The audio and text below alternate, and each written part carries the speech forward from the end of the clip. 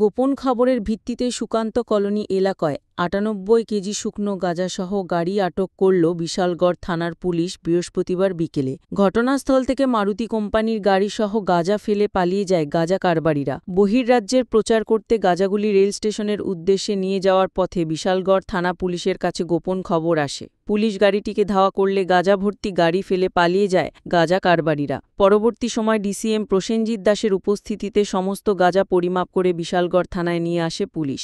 অভিযানের নেতৃত্বে ছিলেন ওসি বিজয় দাস সহ গোটা পুলিশ টিম। দেখুন বিস্তারিত DD report, news on Tripura.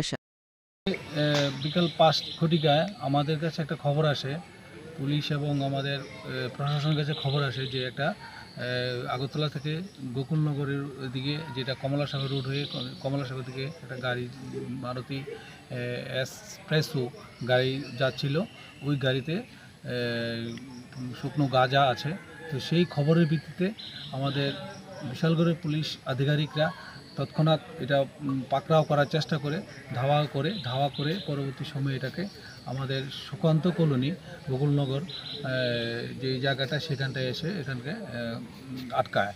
তো ডিটেন করার পরে সঙ্গে সঙ্গে যে চালক আছিল, চালক সঙ্গে সঙ্গে ভেগে যায়, তাকে পাওয়া যায় না। তো পাশাপাশি এখানে প্রচুর লোকজন ছিল। তারপরে আমরা সবাই, পুলিশ আসে, তারপরে আমরা সবাই আসলে তারপরে এই গাড়িটাকে সার্চ করার জন্য সমস্ত জিনিসপত্র দেখে তারপরে যেটা পেলাম সেটা হচ্ছে শুকনো গাঁজা বস্তা, টোটাল 48 বস্তা, 49টা বস্তা পাওয়া গেল।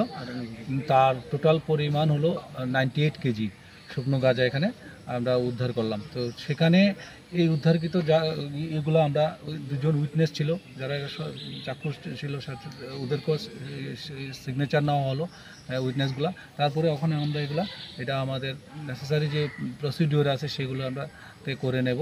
তারপরে এটা আমরা কোর্টে চালান করব, এটা আমরা প্রসিডিওরে। ঠিক আছে, থ্যাংক ইউ।